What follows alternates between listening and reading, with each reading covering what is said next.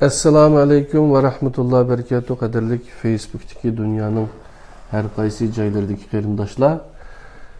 Hammalarninki mushu vaqti ve bununki vaqti xayrlik bo'lsin. Men do'stumlar Abdul Aziz Beshto'g'raq. Hozir men Istanbuldan Sulaymoniya jamining qashidan sizlarga Allohninki jannat salomi bo'lgan assalomu alaykum ve rahmetullahi ve berekatuhu degan salom bilan birlikda Tədbir sin dərsləri 25-ci dərsdə şirkət SWOT analiz usulü degan dərsni birlikdə öyrənimiz.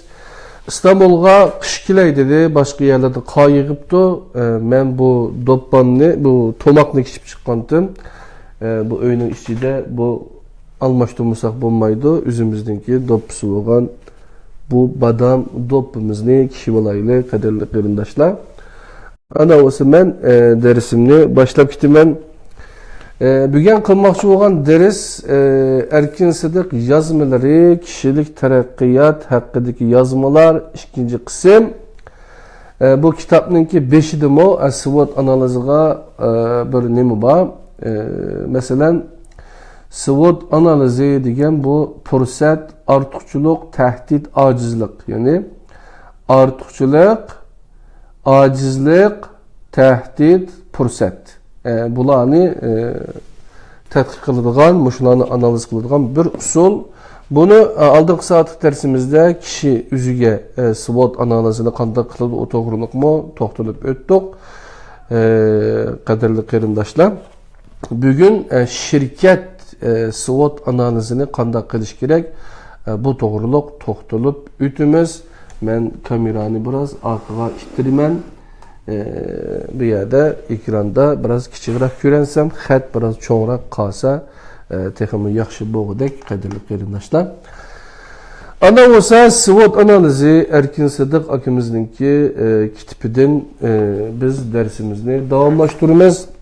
Burunqi darslarni masalan bu tadbir yaysin darslarida Erkin Sıdık akimizningki dersinden başka Enes Alim Ustazdınki Kur'an-ı Kerim ve onun izahlı tercümesi, Kur'an-ı Kerim ve izahlı tercümesi doğruluk 60 ders kıldık.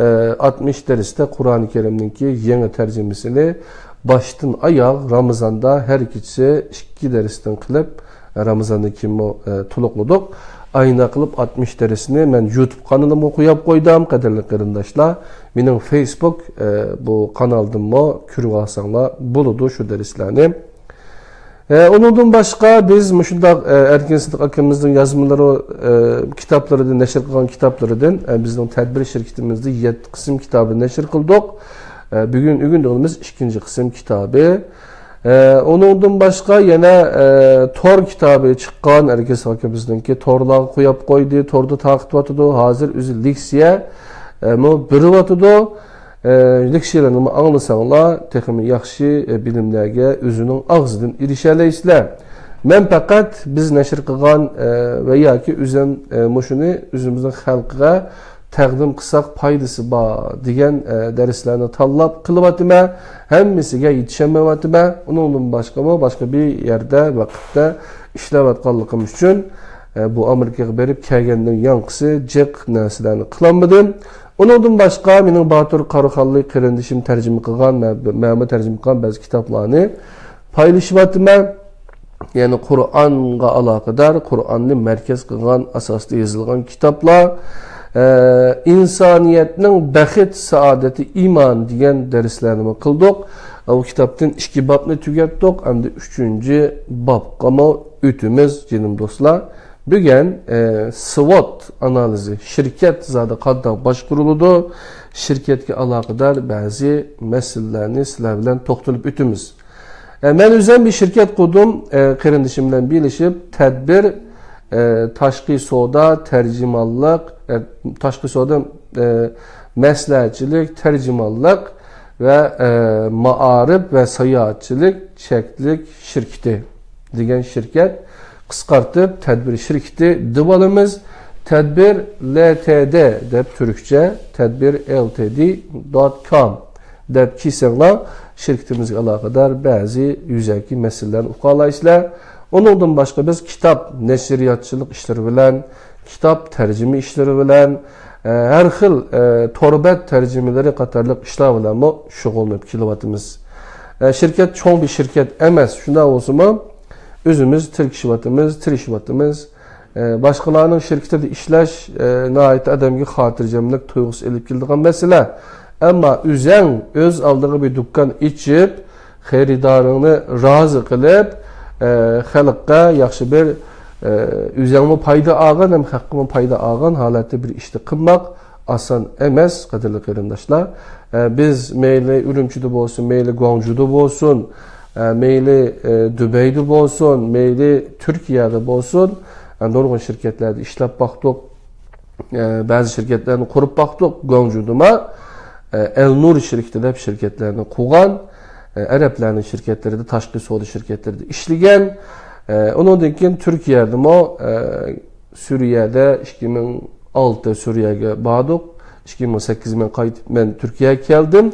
Onun yanqısı o'zimizningki chet el tili o'rganish va uni ishlatish tashqi savdo jihatidagi ba'zi tajribamizdan foydalanib biz başka bir şirkette işledim. Xalqaraga, dünyaga un satadigan bir şirketde 4 yerimde işledim. Ondan keyin 15 yıl burun o'zim o'rgangan va dars bergan yapon tilidan foydalanib bir ish qilay deb bir tarjimonlik şirketi. Bu tarjimonlik şirketi emas, tashqi savdo, maslahatchilik, ma'arif, sayohatchilik şirketi deb qo'ydik ismini. Ammo öydeki hesap talaq odul kelmaydi degandek biz şu plan bilan cho'ng plan shutdim. Açqan bo'lsaqmi asosli tarjimonlik, torbat tarjima ishlari, ondan boshqa kitap nashr qilish, kitaplarni setish, hem boshqalarning kitaplarını setish, ondan boshqa tarjimonlik, kitap tarjima ishlari degandek ishlar bilan shug'ullanyapmiz. Endi bu qilayotgan ishim meniki ishdan sirtqi qilayotgan ish bo'layotidu. Amerikadan yenib kelgandan keyin qadrli qarindoshlar. Shunlashqa bundan keyin bu o'tgan 2018 kiray deb qoldi. 2017-yildagidek har kuni bir dars qilinmasligi mumkin. Shunga buni to'g'ri tushunasizlar. Hamda to'g'ri tushunasizlar degan gapnimi yana xalqimiz umlashgan bir gapken. Men uningga bakmo xato narsani to'g'ri tushungan olmaydi. Ko'nglimni izhor qilyapman. Buni bilib qolsanglar demoqchi, qadrli qarindoshlar. Ana o'zi men telefonni to'qib chetib etibman. Dersimizni başlap ketaylik, qadrli qarindoshlar.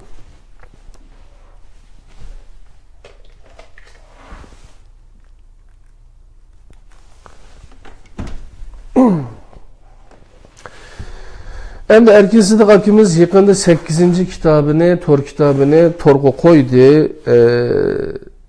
Yani o kitapta şu Jungo, Xitoyga aloqador narsalar, Xitoy superpower bo'lalamdi. Yani dunyodagi eng kuchli bir davlat, birinchi bo'lalamdi, yoki bo'lmasa Amerika bilan urush kiramdi kiymamdi. Deganga o'xshash nurg'un maqolalarni yozdi. Uni o'ziningki marifat.com degan shu torbetga kirib, yerdan tushirib ko'rib olsanglar bo'ladi. Biz gitsangmi biz besib chiqarib digital bosqi deb qo'yamiz. Raqamlik kopiyasini sizlarga bunda kitob shaklida, bu rasmiy, bu normal kitobga o'xshamaydi. Shunda bo'lsa, sizlarning xizmatinglarni qilib kelyapmiz, yana davomlashtiramiz, qadrli qarindoshlar. Endi SWOT analizi to'g'riliq burunqi darsimizni anglaganlar bilishi mumkin. SWOT analizining nima ekanligini. Bugun shirkat SWOT analiz usuli to'g'riliq birlikda o'rganamiz, jinim do'stlar. Shirkat SWOT analiz usuli 2010-yili 8-oyning 10-kuni yozilgan, torlarda e'lon qilingan maqola. Buni biz ikinci kitobiga kirgizdik. Men bu maqolaning oldingi qismida kishilik SWOT analiz usulini tunishtirib o'tdim. Onun bu qismida bo'lsa shirkat SWOT analiz usulini qısqacha tonuşturup ötümen. O derste biz anlap bulduk. SWOT analiz usulü aslında şirketlerinin stratejik plan tüzüşünü asanlaştırış üçün vücutga keltirilgan bulup, bu haqda tadqiqot başlanıp, onun hazırkadek bir haletga kelishi üçün 1949 yıldan 1970 yılgacha cem'i 20 yıldan köprek vakit ketdi. 1960 yıllarga kelguncha Amerikadagi şirket planlashlarning hammasi mag'lub bo'ldi. 1960 yılga kelguncha. Buluklu şirketler duş kelgan en çok mesele qanday qilib boshqalar qo'shiniga bir umumyuzlik ish elib berish planini, qanday qilib boshliqlar qo'shiniga bir umumyuzlik ish elib berish planini qabul qildirish ve ularning aşı programını amalga oshirishga bo'lgan aqidasini qo'lga keltirish bo'lib qoldi. Shuning bilan Amerikadagi İngilizce Fortune 500 companies deb atiladigan eng dangliq 500 şirket maxsus mablag' ajratib 1960 yildan 70 yilgacha Amerikadagi Stanford Universitetida bir tadqiqot projekti elib borgan bo'lib, bu projektga Albert Humphrey 1926 yildan 2005 yilgacha yashab riyosatchilik qildi. Yani bu projekt jarayonida bir guruh tadqiqotchi mutaxassislar 1100 şirket ve teşkilatlar bilan suhbat o'tkazib, 250 savol tayyorlab, 5000 dan ortiq şirket boshliqlarining bu savollarga bergan javobini topladı.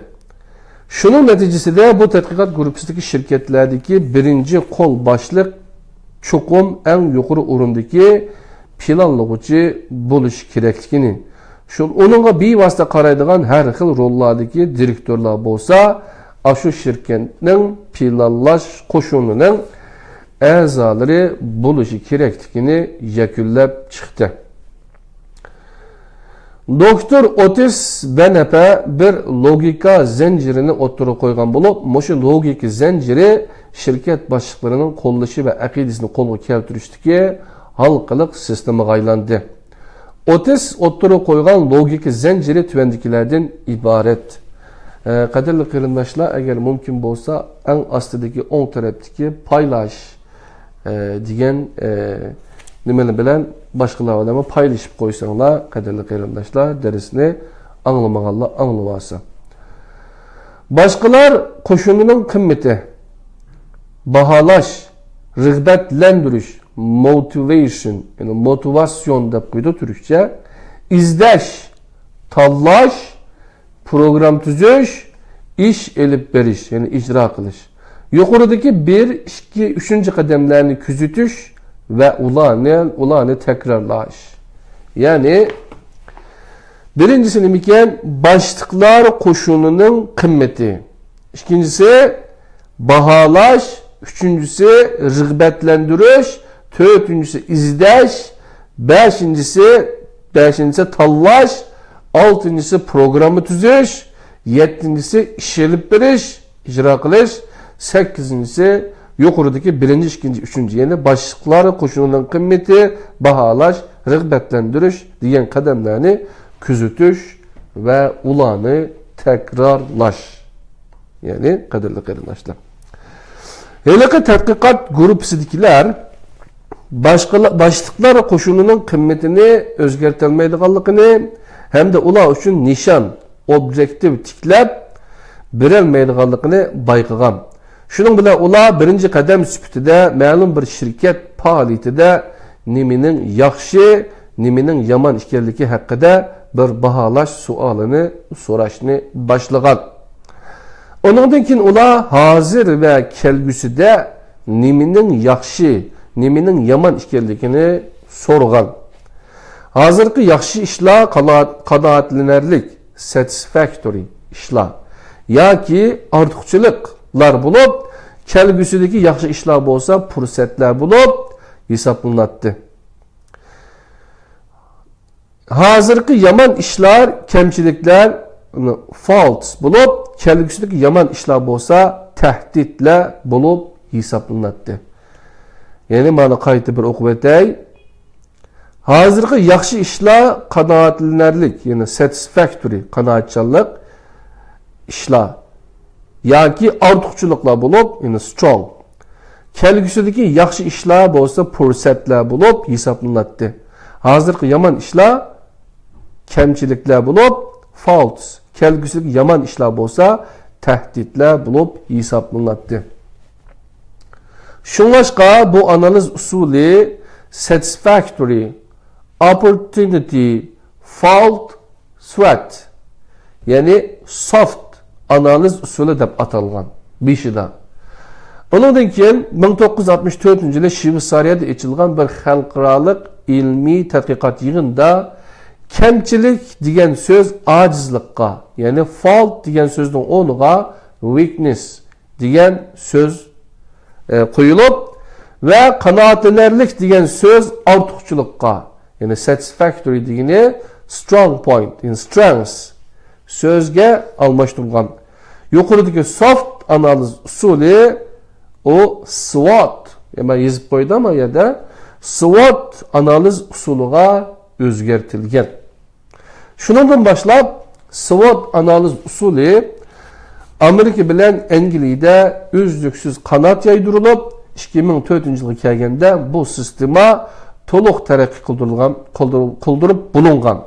Şundaqla şirketlerinin tashqi maslahatchi o'rinlarga yoki nihoyatda qimmatga to'xtaydigan məxsus xizmetçi xadimlarga tayanmay turib, mushu usuldan foydalanib, reallikqa uygun keladigan yillik planlarni tuzish hamda shirkat boshliqlarining o planlarga bo'lgan ma'qulligini qo'lga keltirish xizmatini o'ng'ishliq o'rinlay oladiganligini to'liq isbotlab bo'lgan.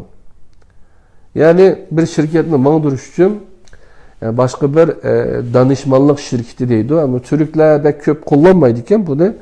Bular mı Japonlar, Araplar, yakımız başka yerdekiler, garipler köprak bu şirketlerge iltimas kılıp ma'lum bir işlerde məsləhətçilik hizmetini alıdı. Bunu pulgu setib aladı qadirli qarindoshlar. Bizning Uyg'urlarda bu xizmatga nisbatan pul to'lash ishi bunda iste'mol seviyesi yuqori bo'lmag'achqa yoki bo'lmasa bularni pulga emas odatda bir nima xarakterida, yaxshilik xarakterida qiladigan mana bir odatimiz bo'lg'achqa bu ishlarni iste'mol holatida qarab uni qilib bergan, maslahat bergan danishmon odamlarga o'zining uning haqqini beradigan ishni biraz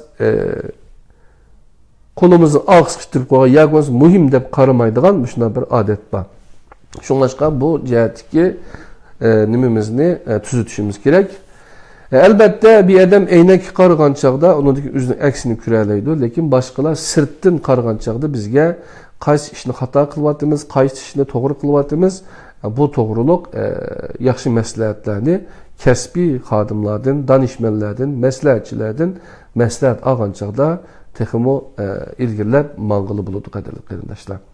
Endi bu SWOT deyilən aşında adamlarga jiq pulni bermay, o'zi bir şirket o'zi mush usulni egallagandan keyin o'zining shirkatning ichida ma'lum bir mushunga o'xshash analiz usulini elib berish orqali shirkatning texmo ilgirlishiga foydali işlerini qilg'ili bo'lganligini tushunib yetgan. Amerika bilan Angliya 20 yildan ortiq vaqt chiqarib, nurg'un mablag' sarf qilib, kashf qilgan SWOT analiz usulining Uyg'ur korxonachilar uchun nihoyatda foydali ekanligida gap yo'q, shak yo'q, bu to'g'riliq. Shundoq bo'lg'achqa men hozirgacha shirkat qurib bo'lgan yoki buningdan keyin şirket kurmakçı bo'lgan Uyg'ur yoshlarga bu maqolani bir qatim astoydil o'qib chiqishni tavsiya qilaman.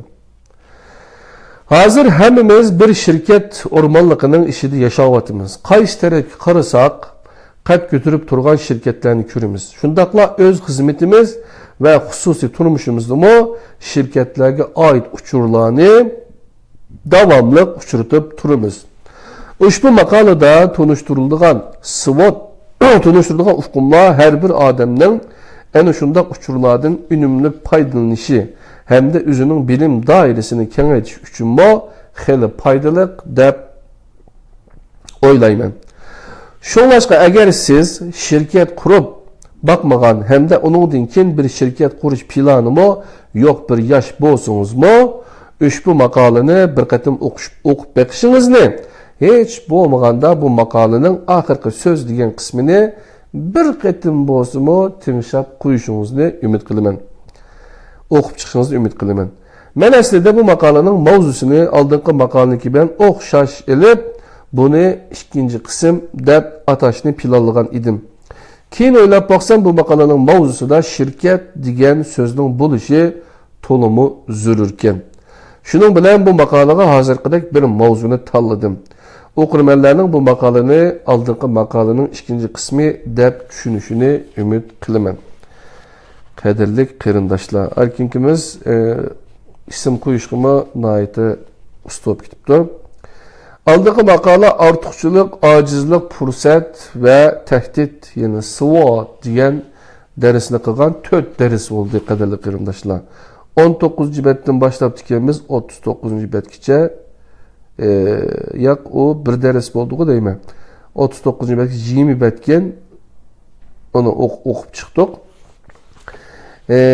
G'ayni reallikqa aylantirishning sirli qonuniyati deganlarni o'qidik, qadrli qarindoshlar. Buni o'qimabdimiz, buni keyin o'qamiz. Ya'ni bir liderda cho'qim bo'lish tegishli 21 sifatni 4 dars qildik.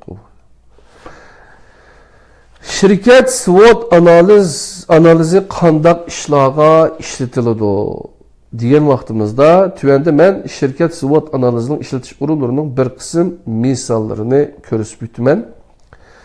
Bir shirkat uning bozor egiligidagi o'rni, savdoda putarab tura olishi qatorliqlar, ya'ni bir shirkat.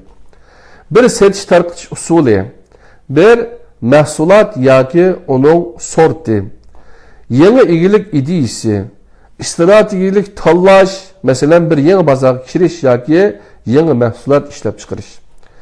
Boshqa shirkatni setib olib, o'z shirkatiga qo'shib olish faoliyati. Bularning hammasida yuqori deyilgan ishlarda SWOT analizi elib borib ekanmiz.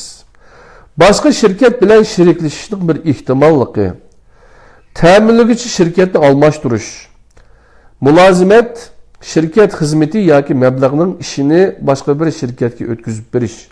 Bu inglizcha outsourcing deyiladigan bo'lib, meningcha uni uyg'urchada sirtlashtirish deb olsa muvofiq bo'lishi mumkin. Yani bu nimida Türkiye'de bunda şirketlerini ismi hozir tilimning uchida bordi.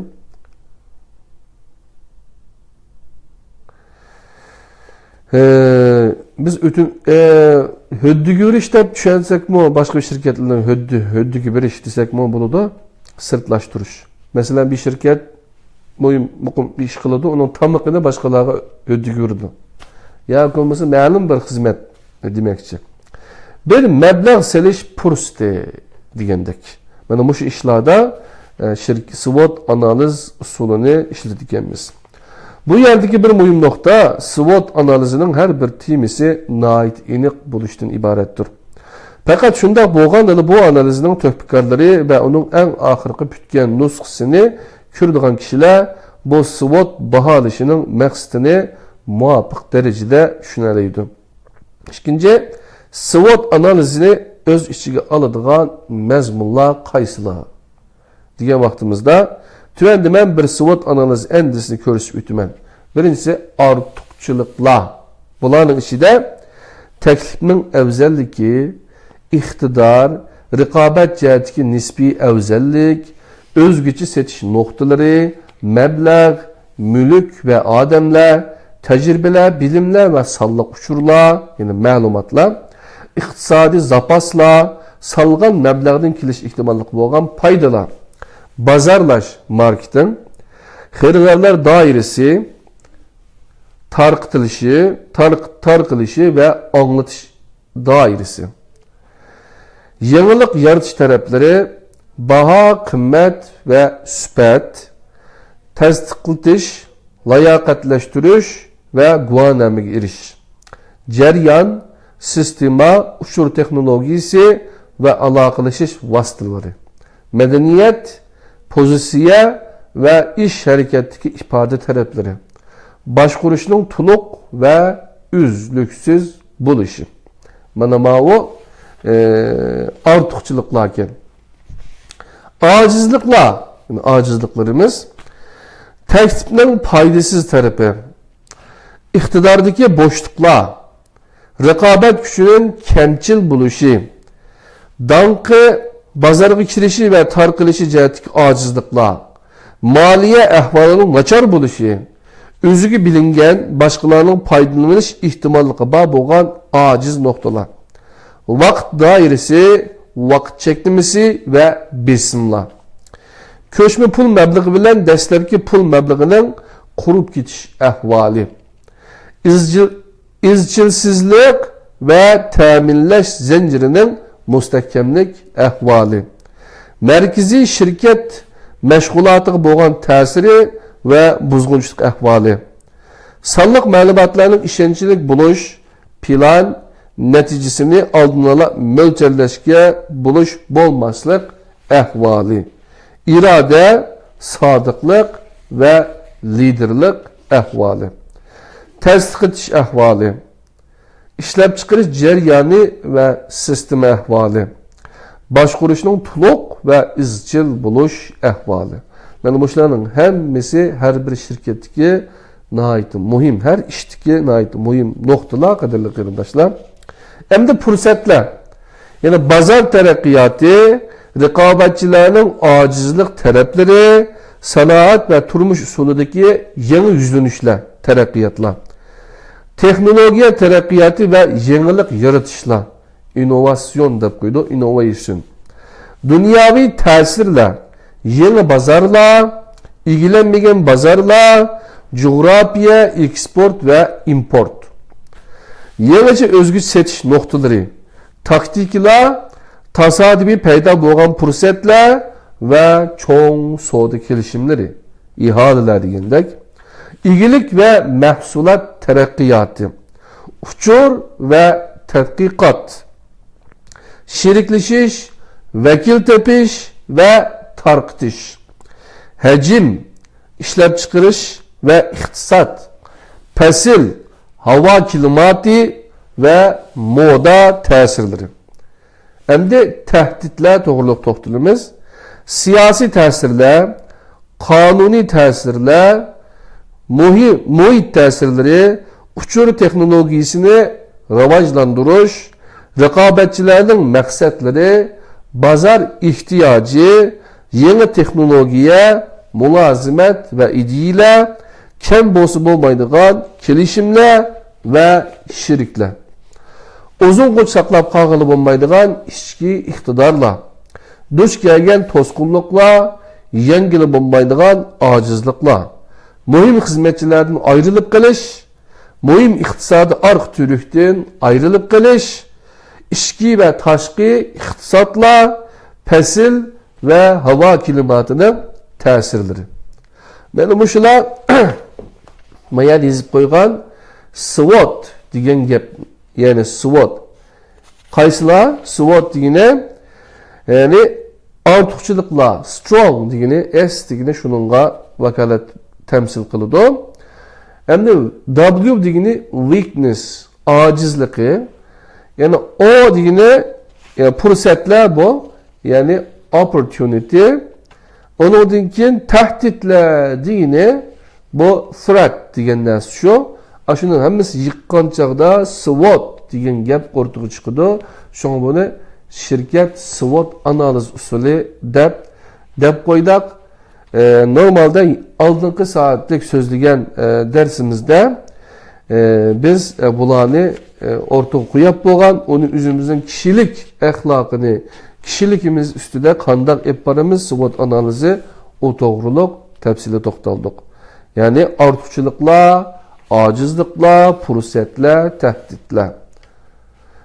Şuna bu şirketning ustida elib beradigan bir analiz. Ya bunu bir qog'ozning ustiga yezib, uningdan keyin elib beradigan yoki şirketdagi odamlarning har biri bilan bir anket tug'izib, shuningdan yiqqan narsani uningdan keyin ma'lum bir analiz qiladigan hay'at tashkillab, uning ichida shu nuqtaliq yerlardagi boshliqlar yoki yardımcıları, şirketning liderleri, maslahatçileri hammasi kelib şeyde bu to'g'riliq munozara, muzokara olib berilgan gap.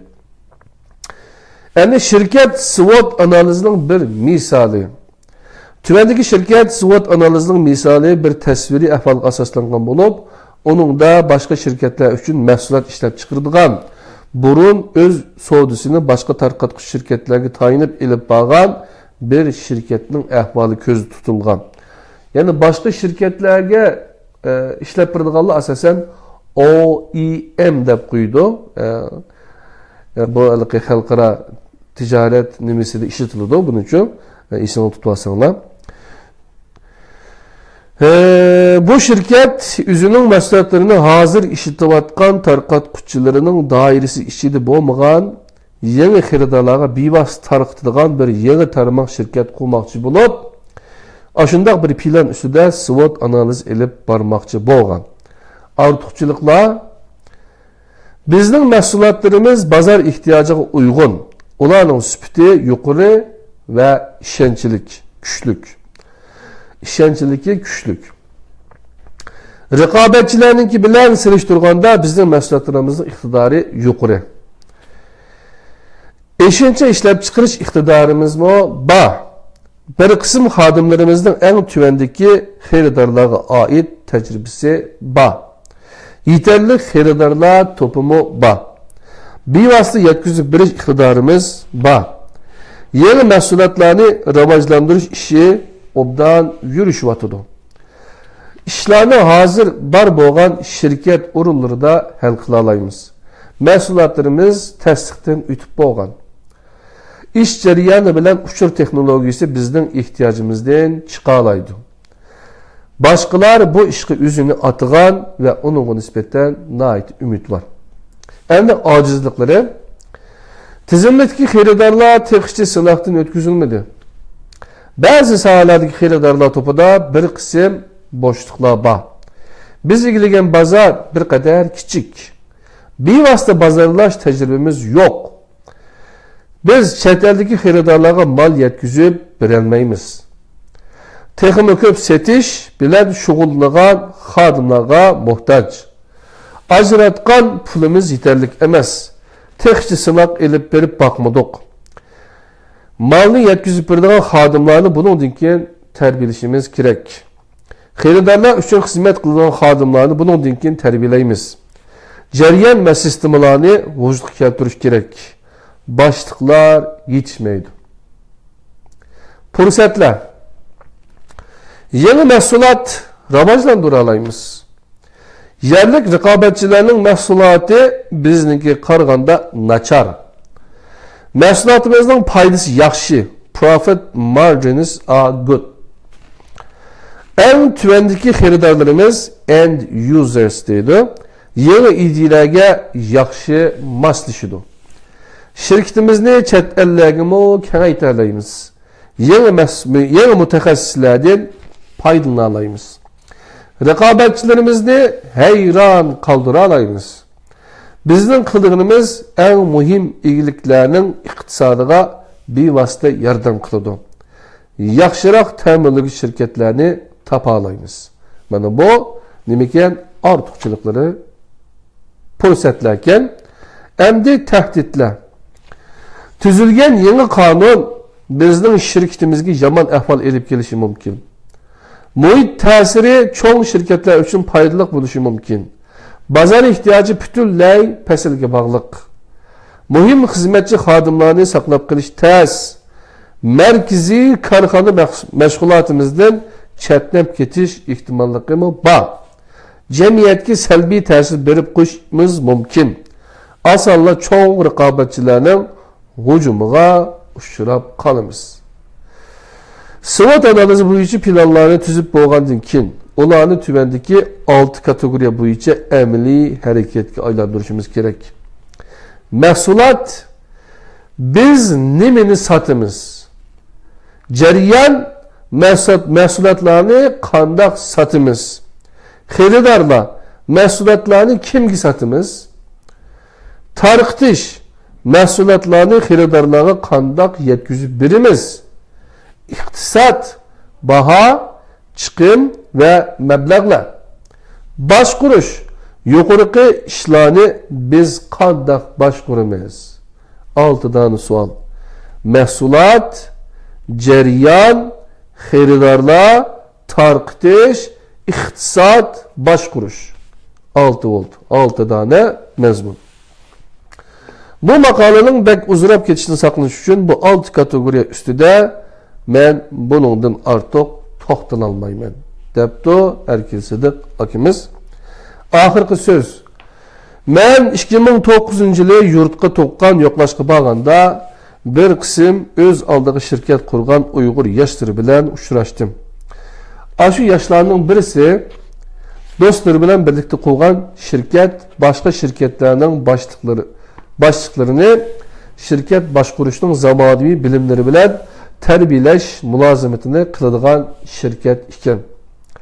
O yoshning deyishicha, ular hozir men burun shirkat qurish va boshqarish haqida yozgan 2 parcha maqoladan boshqalarni tarbiyalash dars materiali sifatida foydalanib etibdi.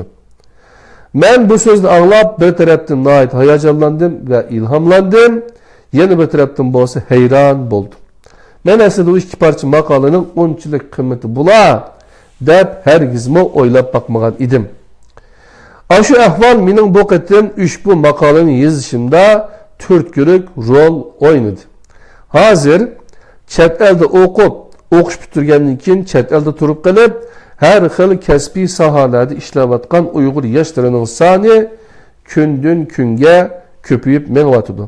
Agar siz shunday yoshlarning birisi bo'lsangiz, men sizni o'z kasbingiz doirasida taraqqi topgan davlatlarda asonla tepiladigan va keng ko'lamda umumlashib bo'lgan, ammo Uyg'ur diyori va Uyg'ur jamiyatiga taqchi yetib bormagan ilmiy uqumlar va har xil bilimlarni maqola qilib yozib chiqib, tor betlarida e'lon qilib turishga chaqiraman.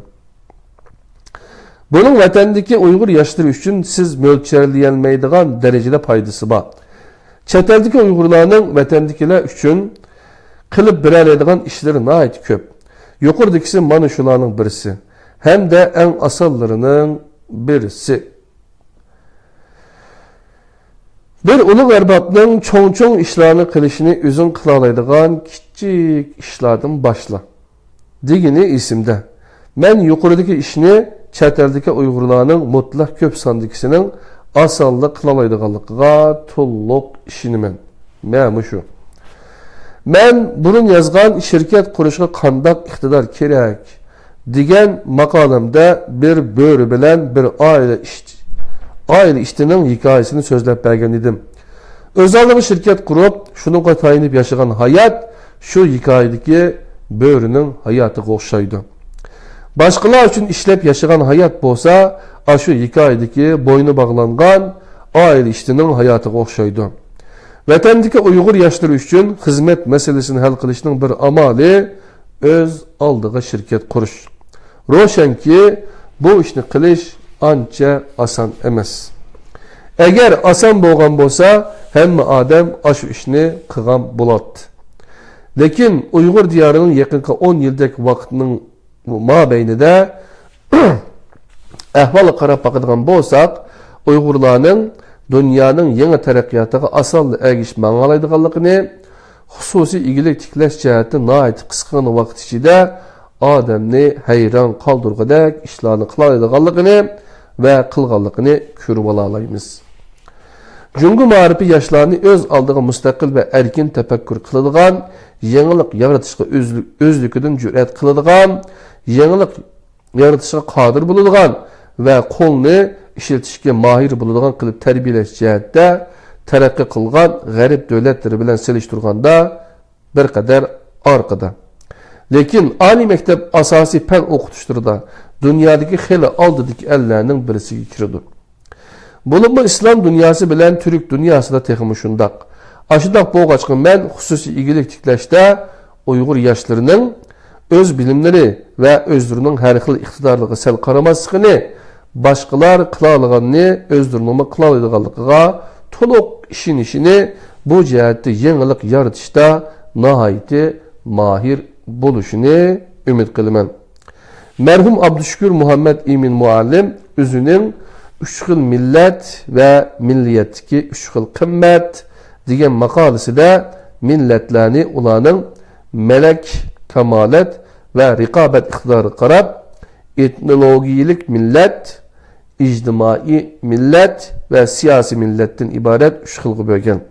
Hem de Uyg'urlarning hozirmi yanıla bir etnologiyalik millat bosqichida ekanligini o'ttirib qo'ygan edi. Bir millatning iqtisodiy, siyosiy ve ijtimoiy holatlarda qudrat tepishida uning ilm-fan, texnologiya, injenerlik ve matematikini taraqqiy qildirishi ve ularni o'zining bütün jamiyatiga umumlashtirishi intayin muhim rol o'ynaydi. Xususiy egilikni ko'plab barpo qilish va uni zo'r darajada taraqqiy qildirish bo'lsa, ilm-fan, texnologiya, injenerlik ve matematikini taraqqiy qildirish ve ularni umumlashtirish jihatda halqalik rol o'ynaydi. Shundoq bo'lg'achqa, millat uchun cho'ngroq ish qilib berishni ko'zlayotgan Uyg'ur yoshlarining xususiy shirkat qurish va uni taraqqiy qildirish ishlariga alohida ko'ngil bo'lishini umid qilaman. Miyaga boshqa bir kun degan bir maqolani qistirib qo'yapti Erkinkam. Buni birlikda o'qib o'tayli jenim do'stlar. Bizning hozir o'qiyotganimiz tadbiriyat isim derslari 25-dersimiz şirket SWOT analizi, yani SWOT degan analiz usulini Erkin Sıdık yazmaları kişi taraqqiyot haqidagi yozmalar 2. qism degan kitaptan o'qib beryapman qadrli qarindoshlar. Bu tadbiriyat nashriyatın nashr qilingan g'oyani reallikqa aylantirishning sirli qonuniyati degan kitap qadrli qarindoshlar. Başka bir gün öz aldığı xususiy shirkat qurish kishilar qiladigan ishlarning ichidagi cho'ng ishlarning birisiga kiradi. Cho'ng ishlarni qilish yo'lini tanlagan odamlar qozonadigan natijami zo'r bo'ladi. Shundaqla ular ba'zida uchraydigan mag'lubiyat bilan tortadigan ziyon nihoyat og'ir va ichinishli bo'ladi. Uyg'urlar uchun bunday misollar intayin ko'p. Men ushbu maqolamni Hon Attilla'nın liderlik sirleri degan kitaptan ilingan. Attila özünün kol astidagi kabile başlıklarına başka bir gün var degan tema astida terbiye nasihat elib bağan vaqtida so'zlagan so'zlar bilan oxirlashtirman. Bu so'zlarni Honla 451-yili Aetius'ning qo'lida mag'lub bo'lib, og'ir ziyonga uchragandan keyin degan. Hech qanday boshliq har bir jangda g'alaba qilavermaydi. Qilayotganing tabiiy liderlari yoki jang maydonidagi urush bo'lishidan, qilayotgan ishining qanchalik ulug' yoki qanchalik arzimas ish ekanligidan hamda sen tayyorlikni qanchalik puxta qilganligingdan qat'iy nazar sen ba'zida yengilsan. Xabaringda bo'lsinki, sen jang maydoni yoki kengashish so'rindagi mag'lubiyatga davomli yo'liqib turasan. Şuna onu inkar qilma. Bundaq ahvoldan o'zingni elib qochmay, qarshi taraf erishmoqchi bo'lgan foydani eng zo'r darajada kamaytirish uchun darhol harakatga otlan hamda o'z yo'lingni davomlashtir. Bir jang yoki qo'lingdagi bir ishni davomlashtiraverish texmo cho'ng ziyonlarni keltirib chiqaradigan yoki qo'lingda bor narsalarni butunlay quritib etadigan bo'lsa, o yoldan çekinişning o'zi bir ulug' ish bo'ladi. Boshqa bir kuni qaytadan ish olib berish uchun sen barliq jangchilarni va materiallarni saqlab qilishing shart. Kishilik mag'lubiyatga yo'liqqanda o'z qimmatini, o'z ishonchini va o'z irodasini vaqtliq yo'qotib qo'yish bir xil normal ro'yi hodisa. Sen bu xil kulfatlardan o'zingning ho'lliq ro'yitingda tushkunlik paydo qilmagan holda o'tib ketishni o'rgan. Zarur bo'lganda buning uchun qayg'u ursang mayli. Ammo o'zingning undaq nachar holatida bak uzun turib qolma. Bo'lmasa sening qayg'ung sening kayfiyatingni mangu tizgilib oladi. Agar sen bir aqlliq boshliq bo'lsang, qo'l ostindagi odamlarni umidsizlikka taqobil turishga tayyorlamay turib, ularni bir mag'lubiyatga boshlab kirmaysan. Bir jang yoki kengashish so'riniga kirishdan burun ulardagi hamma ehtimollik ustida o'ylanib qo'yish nihoyatmi muhim. Buni o'z ko'nglingda ko'p qatim takrorlagin. Sening harakatingdan kelib chiqish ehtimolligi bo'lgan oqibatlar ustida obdan o'ylangin. Shu orqali o'zingni yuz berish ehtimolligi bor bo'lgan eng nachar oqibatlarga obdan tayyorlay olaysan.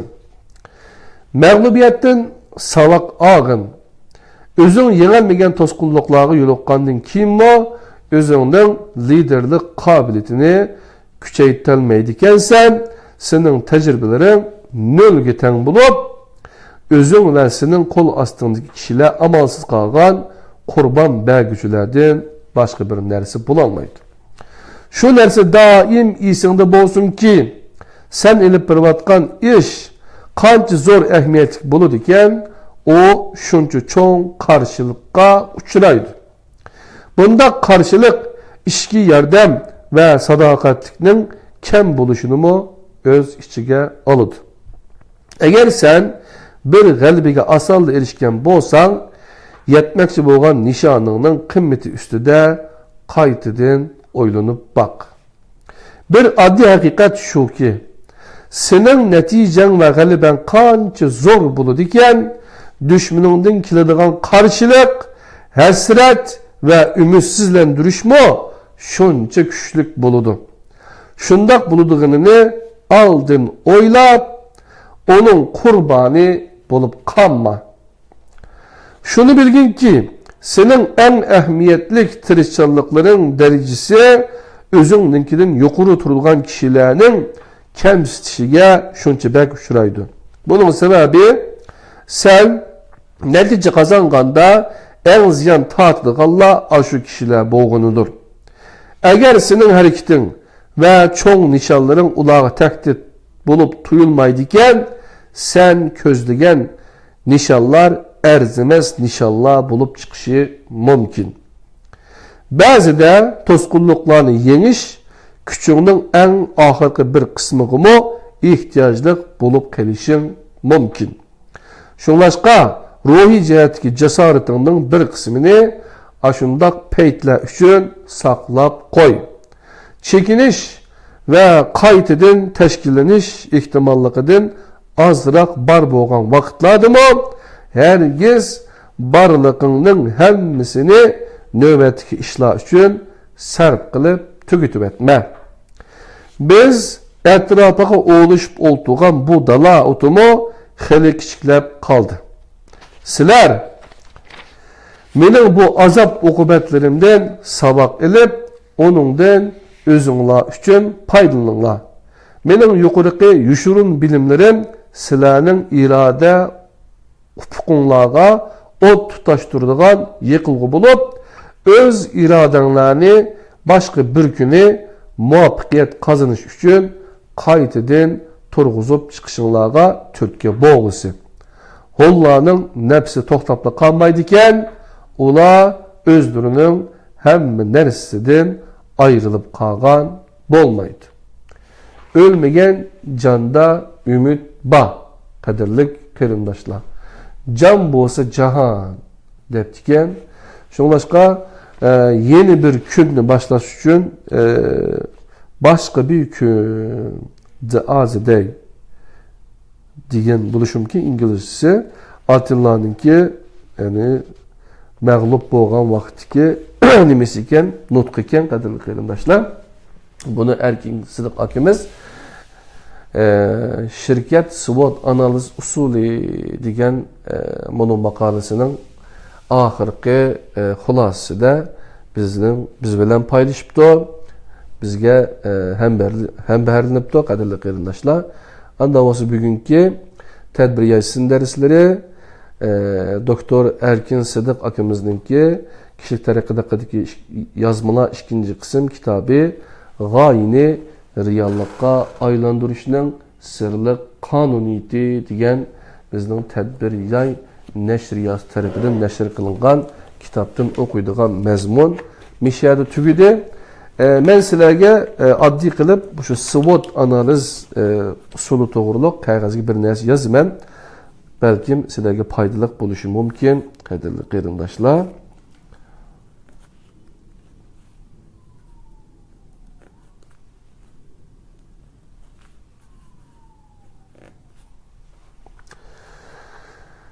Ortiqchilik, fursat. Bir qog'ozni qalam bilan 4 bilimiz oq qog'ozni, ya'ni ot turidan o'ng tarafga bir siziq, ustidan ostiga bir siziq chizamiz. Undan keyin